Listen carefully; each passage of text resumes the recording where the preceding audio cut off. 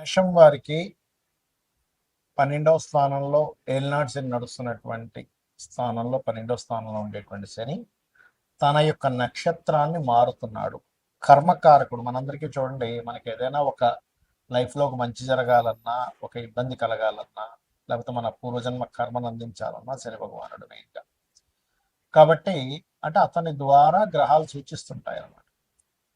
So ఈ యొక్క మే నెలలో మే 18వ తేదీ నుంచి 2026 వచ్చే సంవత్సరం జూన్ 2వ తేదీ 2027 వరకు ఈ 4 పాదాల్లో బుధుడి యొక్క నక్షత్రాలైనటువంటి రేవతి నక్షత్రంలో శని భగవానుడు సంచారం జరుగుతుంది. దీని మూలంగా మీకు కలిగేటువంటి మంచి ఫలితాలు ఏమిటి, ఏ విషయాల పట్ల మీరు జాగ్రత్త వహించాలి, దేశకాల పరిస్థితులు కూడా దీనివల్ల ఎటువంటి మార్పులు వస్తాయి, మరి జాతకం లేని వాళ్ళు ఎటువంటి పరిహార మార్గాలు పాటిస్తే బాగుంటుంది అనేటువంటి అంశాలు చెప్తుంది నేనైనప్పటికీ చెప్పిస్తుంది సాక్షాత్ లలితా అమ్మవారిగా భావిస్తూ ఆ లలితాంబిక అమ్మవారి యొక్క అనుగ్రహం మీకు పరిపూర్ణంగా కలగాలని మనస్ఫూర్తిగా కోరుకుంటూ, ఇక్కడ ప్రధానంగా ఏంటంటే ఎప్పుడైతే ఈ శని బుధుడు యొక్క నక్షత్రంలోకి వెళ్ళాడో మీకు మీ మేషం వారికి కలిగేటువంటి గొప్ప మంచి ఫలితం ఏమిటంటే, ఇంతకాలము కేవలం ఖర్చే ఉంది,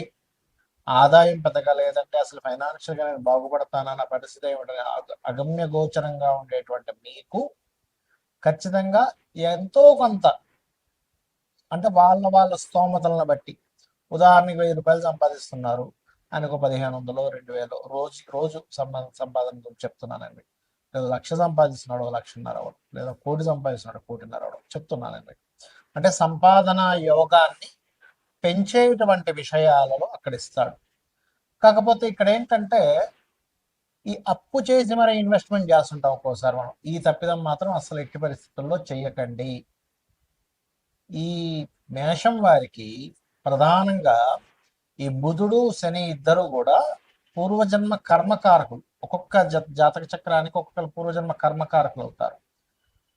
సో ఎప్పుడైతే ఏలినాటి శని నడుస్తుందో 12వ స్థానంలో రేవతి నక్షత్రంలో ఉన్నాడో అది ముఖ్యంగా పూర్వజన్మ కర్మ దేంతో లింకప్ అయి ఉంటుందంటే అప్పు చేసేసైనా సరే ఇన్వెస్ట్మెంట్ చేద్దాం. ఈ మధ్య కొంతమంది కొన్ని తప్పిదాలు చేశారు పాపం తెలియక, బాగా రేట్లు ఎక్కువ పెరిగిపోయినప్పుడు ఇంకా పెరిగిపోతేమో అని గోల్డ్ కొంటాం, దాని తర్వాత తగ్గుతూ ఉంటాయి, అయ్యో లోన్ తీసుకొచ్చి మరీ పెట్టేశానే, ఈ తప్పు చేశాను ఏంటని మళ్ళీ ఆ గబగబా తగ్గిపోతుందని నమ్మేసి నష్టం పోయి మళ్ళీ ఆ లోన్లు కట్టుకోలేక ఇబ్బంది పడ్డారు. కాబట్టి ఎట్టి పరిస్థితుల్లో కూడా మీరు 6వ స్థానాధిపతి నక్షత్రం మీద శని ఉన్నాడు కాబట్టి ఎప్పటి నుంచి 18 మే నుంచి వస్తున్నాడు కాబట్టి ఆ నక్షత్రంలోకి ఒక వారం రోజులు అటు ఇటుగా దాని ప్రభావం పనిచేస్తూ ఉంటుంది. కాబట్టి ఈ విషయంలో జాగ్రత్తగా ఉండండి. ఈ జాగ్రత్తగా ఉన్నట్లయితే వివాహ సంబంధించిన విషయంలోనే అనుకూలత ఇస్తాడు. ఇక్కడ గుర్తుపెట్టుకోండి, కొన్ని శత్రువుపై జయాన్ని కూడా కొంతవరకు ఇస్తాడు. ఉద్యోగ సంబంధించిన విషయంలో ఉద్యోగం ఒకటే కాదు, వ్యాపారం కూడా చేయాలనే ఆలోచన విధానాన్ని కూడా పెంపొందిస్తాడు. పార్ట్నర్స్ ద్వారా కొంత ఫలితం కూడా ఉంటుంది. అదేవిధంగా మీరు జాబ్ కోసం వేరే ఇతర ప్రాంతాలకు వెళ్ళడం ద్వారా కూడా కలిసి వచ్చేలా చేస్తాడు. కాకపోతే మీరు ఇక్కడ ఏం చేయాలంటే శని బుధ గ్రహాల దగ్గర దీపారాధన చేయండి. ఓం మాణిక్య మకుటాకార జానుద్వయ విరాజితాయ నమః అనే మంత్రం చేసుకోండి. అప్పుల బాధలు ఎక్కువగా ఉండేటువంటి వారు ఓం అపర్ణాయ నమః చేసుకోండి, అన్ని విధాలు బాగుంటుంది. మరి దీని యొక్క ప్రభావం ఒక్కొక్కసారి పర్సనల్ చార్ట్లో శని బుధుడు యొక్క మహాదశలు అంతర్దశలు నడిచేటప్పుడు ఎలా ఇస్తాడు, మీ యొక్క లగ్నాన్ని బట్టి, మీ జాతక చక్రంలో శని బుధుడి యొక్క పరిస్థితులను బట్టి శని మహర్దశలో బుధుడు అంతర్దశ, బుధ మహర్దశలో శని అంతర్దశ, దీని మీద కూడా ప్రభావం ఉంటుందండి. ఎప్పుడైనా ఒక గ్రహం ఒక నక్షత్రం మీద వెళ్తుంది అప్పుడు కనుక మీకు ఇక్కడ మనకి గురువర్గ లగ్నాలు శని వర్గ లగ్నాలు ఉంటాయి. ఆ లగ్నాలను బట్టి మీ యొక్క షోడశ చక్రాల్లో అంటే మనకి 16 డివిజనల్ చార్ట్స్ అంటారు, వాటిని బట్టి దాని ప్రభావం మారుతూ ఉంటుంది. కాకపోతే ఏదేమైనా కానీ ఏమంటే నాకు జాతకం తెలియదు, ఏమీ తెలియదు, ఏం చేయాలి? ఈ శని బుధుల యొక్క కాంబినేషన్ అనేటువంటిది ఒక రకంగా చెప్పాలంటే ఇది ఫైనాన్షియల్ గ్రోత్ ఇస్తుంది. అయితే ఇండియాకి కూడా కొంతవరకు ఫైనాన్షియల్ గ్రోత్ ఇస్తుంది. అయితే మనం చాలా రోజులుగా చెప్పుకుంటున్నాం, 8-9 నెలల నుంచి చెప్తూనే ఉన్నాం, యుద్ధాలు పెరుగుతాయి, యుద్ధ సంబంధంగా వాటర్ ప్లేసెస్లో కూడా ఇంకా పెరుగుతాయి అనేటువంటి నీటి ప్రాంతాల్లో. ఎందుకంటే జలరాశులు అని ఉంటాయి, కర్కాటకము, వృశ్చికము, మీనము, ఈ జలరాశుల్లోకి ఎప్పుడైతే శని యొక్క సంచారం జరుగుతూ మొన్న మనకంతా కూడా కుజుడు కూడా కలిసి ఉండడం, కుజుడు కుంభంలో ఉండి రాహుతో కలవడం, దాని తర్వాత శనితో కలవడం వల్ల జలరాశుల్లో ఉండేటువంటి జల ప్రదేశాల్లో యుద్ధాలు పెరగడం, జలరాశుల్లో ఉండేటువంటి అన్ని దేశాల్లో ఉండేటువంటి కొన్ని నౌకలకు ఇబ్బంది రావడం, అందులో ముఖ్యంగా ఇండియా నౌకలకు కూడా ఇబ్బంది రావడం, ఇవన్నీ చెప్పుకున్నాం మనం. అయితే ఇక్కడ ఏంటంటే బుధుడు యొక్క నక్షత్రాల్లో శని సంచారం జరిగేటప్పుడు ఈ షేర్ మార్కెట్ విషయంలో ప్రధానంగా ఎవరైతే డైలీ ట్రేడ్ చేస్తారో, డైలీ ట్రేడ్ కంటే కూడా లాంగ్ టర్మ్ ట్రేడింగ్ చేసుకోవడం అనేది మంచిది. ఎవరి జన్మజాతక చక్రంలో అయినా బుధగ్రహం కనుక బాగుంటే వాళ్ళకి ట్రేడింగ్లో అద్భుతంగా కలిసి వస్తుంది. గుర్తుపెట్టుకోండి. ఎందుకు? బుధుడు తెలివితేటలకి, ట్రేడింగ్కి, వీటికి కారకుడు. గుర్తుపెట్టుకోండి. సో ఈ కారకుడైనటువంటి బుధుడు ఎప్పుడైతే బాగున్నాడో, ట్రేడింగ్ అనేటువంటిది ఏమిటి? మనకి ఎప్పుడు మనం ఎంటర్ అవ్వాలి, ఎప్పుడు బై చేయాలి, ఎప్పుడు సెల్ చేయాలి, ఆప్షన్స్ అంటారు, మీకు తెలిసే ఉంటుంది. సో ఆ యొక్క శక్తిని అద్భుతంగా ఇస్తాడు బుధుడు. అంటే మనం ఎంత ఎమోషన్గా కనెక్ట్ అవ్వకుండా చాలా ఈజీగా ఇది వద్దులే, మనకు వస్తే రేపు మళ్ళీ చూసుకుందాంలే అని వాళ్ళకి ఎప్పుడైతే కరెక్ట్గా అనిపించింది బయటకు వచ్చేస్తాడు. ఇంకా ఆశపడ్డ ఎక్కువగా ఆశపడకుండా ఉన్న దాంట్లో సంతృప్తి చెంది బయటకు వచ్చేలా చేస్తాడు బుధుడు. అంటే బుద్ధి ఆలోచిస్తూ ఉంటుంది. అలాగా ఇప్పుడు ఉండేటువంటి బుద్ధికారకుడైనటువంటి బుధుడి యొక్క నక్షత్రాల్లో శని సంచారం జరుగుతుంది కాబట్టి మీరు లాంగ్ టర్మ్ చేసుకోవడం మంచిది. ఎందుకంటే షేర్ మార్కెట్లో లాంగ్ టర్మ్వే ఫలించేటువంటి సమయం ఇది. కమ్యూనికేషన్ రంగాలు మనం చాలా రోజుల క్రితమే చెప్పుకున్నాం ఏమంటే ఈ కమ్యూనికేషన్ రంగాలకి ఇబ్బంది రానుంది అని. ఈ శని యొక్క ప్రభావం ఎప్పుడైతే బుధరాశుల్లోకి ఎంటర్ అవుతుందో ఈ కమ్యూనికేషన్ రంగాల మీద దీని యొక్క ప్రభావం చూపిస్తుంది, గుర్తుపెట్టుకోండి. అలాగే మరొక విషయం ఏంటంటే ఇక్కడ ఈ అప్పులు ముఖ్యంగా ఏంటంటే ఎవరైనా ఏదైనా అప్పు తీసుకుంటే కూడా లాంగ్ టర్మ్ అనేది తీసుకోండి. ఏదో ఈవినింగ్ ఇచ్చేస్తాను, 10,000 ఉంటాయి అంటుంటారు కొంతమంది, 1,00,000 ఉంటాయి, ఏముంది సాయంత్రం ఇచ్చేస్తాను. ఆ సాయంత్రం మీకు రాకపోగా ఈ 10 రోజులకు రావడం వల్ల 10 రోజుల తర్వాత మీరు ఇస్తారు, 4 రోజుల తర్వాత మీరు ఇచ్చేస్తారు, ఇవ్వరని కాదు. కానీ అది ఏమైపోతుంది? మాట తప్పాడు, సాయంత్రం ఇస్తా అన్నాడు, ఫోన్ ఎత్తాడు, మొహమాటం, ఫ్రెండ్ దగ్గర పరువు పోతుంది, రిలేషన్స్ దగ్గర పరువు పోతుంది.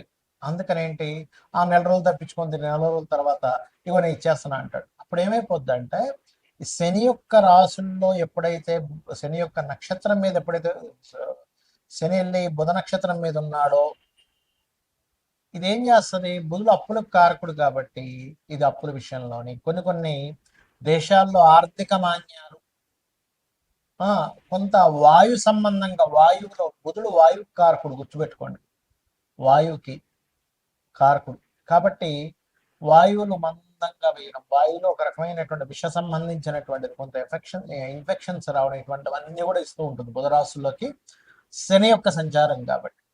మరి ఏం చేయాలండి?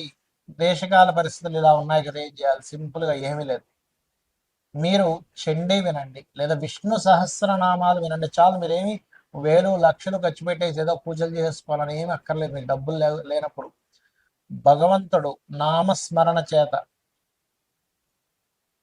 అమ్మవారి యొక్క నామాల్లో ఒక నామం ఉంటుంది, నామ పారాయణ ప్రీత నంద విద్యా నటేశ్వరి అని. అంటే నామాన్ని పారాయణం చేస్తే ఆవిడ ప్రీతి చెందుతుందట. ఆవిడ కనుక ప్రీతి చెందితే మనం రక్షిస్తుంది. ఆవిడ ప్రీతి చెందడానికి కావాలి, అంతే కదండి. ఇప్పుడు ఒక తల్లి కనుక బిడ్డ అయ్యో నా బిడ్డ అని ఫీల్ అయితే ఆ తల్లే రక్షించుకుంటుంది. కోడైనా చూడండి, కోడి పిల్లల దగ్గరికి వెళ్తే చాలా కోడి పొడి చేయడానికి వచ్చేస్తుంది, పుల్లైన పొడి చేస్తుంది. కాబట్టి ఏంటంటే అమ్మవారిని నా తల్లి అనే భావనతో మీరు చేయండి. దేశకాల పరిస్థితుల్లో ఎటువంటి సిచ్యువేషన్స్ వచ్చినా కూడా మీకు ఎటువంటి ఇబ్బంది కలగకుండా ఉంటుంది. ఇంకొకటి, గోవులకి కాస్త గోంగూర బెల్లము ఎక్కువగా తినిపిస్తూ ఉండండి, గుర్తుపెట్టుకోండి. గోంగూర బెల్లం తినిపిస్తూ ఉంటుంది.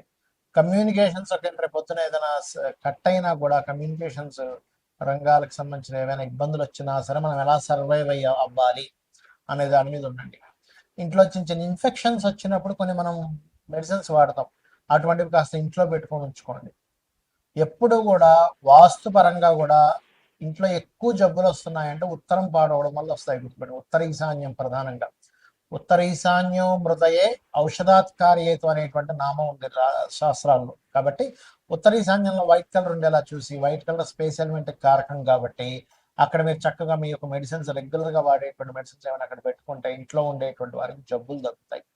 ఎందుకంటే వాయుతత్వ నక్షత్రాల్లోకి వాయుతత్వ గ్రహమైనటువంటి మీనరాశిలో జల సంబంధించిన రాశిలోకి వచ్చినప్పుడు నీటి ద్వారా వచ్చేటువంటి జబ్బులు, వాయు ద్వారా వచ్చే జబ్బులు పెరుగుతాయి.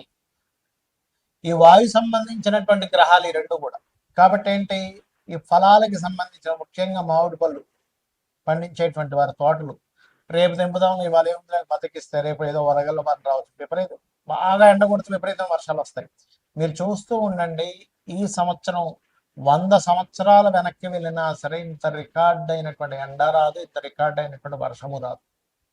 అంత రికార్డ్ స్థాయిలో వర్షము ఎండ వస్తాయి, చూసుకొని గుర్తుపెట్టుకోండి. ఎందుకంటే ఈ గ్రహాలు ఏవైతే ఉన్నాయో అన్ని కాలసర్ప యోగంలోకి వెళ్తూ ఈసారి ఉండేటువంటి నవనాయకుల యొక్క స్థితి ఆ రకంగా ఉంది. కాబట్టి ఏంటి, మనకి ఇవన్నీ ఎందుకు చెప్పుకుంటాము, మనం ముందు రక్షింపబడాలి. ఓహో బాగా వర్షాలు పడతాయి అనమాట, ముందుగా తీసేస్తే పని అయిపోద్ది, రేపు ఎల్లుండి వారం తర్వాత చూద్దాం అని బద్దకించొద్దు. ఇంకా సమయం రాలేదు, దట్ ఈస్ డిఫరెంట్ కేసు. ఇంకా పండలేదు పంట, దాన్ని వదిలేయడం అది వేరు. కానీ పంట పండకముందే తీసేయమని చెప్పట్లేదు. పంట పండిన తర్వాత కూడా నెగ్లిజెన్స్ చెయ్యకూడనటువంటి స్థితులు ఉన్నాయి. ఈ విషయంలో జాగ్రత్తగా ఉండండి. అలాగే బుధవారాలు శనివారాలు అప్పుల విషయంలో చాలా జాగ్రత్తగా ఉండండి. అప్పులు ఎవరికి ఇవ్వడం తీసుకునే విషయం బుధ శనివారాలు అవాయిడ్ చేయండి. మంగళవారం కూడా అసలు తీసుకోకూడదు అని చెప్తున్నాను నేను మీకు. అవాయిడ్ చేయండి. బుధ శనివారాలు ఎట్టి పరిస్థితుల్లో blue and green colours avoid చేయండి. ఎందుకంటే కలర్ని ఆశ్రయించి, రంగును ఆశ్రయించి కూడా ఉంటుంది. మీ పర్సనల్ చార్ట్ లో బుధుడు బాగున్నాడు, శని బాగున్నాడు, నాకు బ్లూ అండ్ గ్రీన్ కలర్స్ బాగా కలిసి వస్తుంది, దట్ ఈస్ డిఫరెంట్ కేస్. కాబట్టి ఇవి పాటించండి. ఖచ్చితంగా అమ్మవారి అనుగ్రహంతో మీకు బాగుంటుంది, బాగుండాలని మనస్ఫూర్తిగా కోరుకుంటూ శ్రీమాత్రే నమః.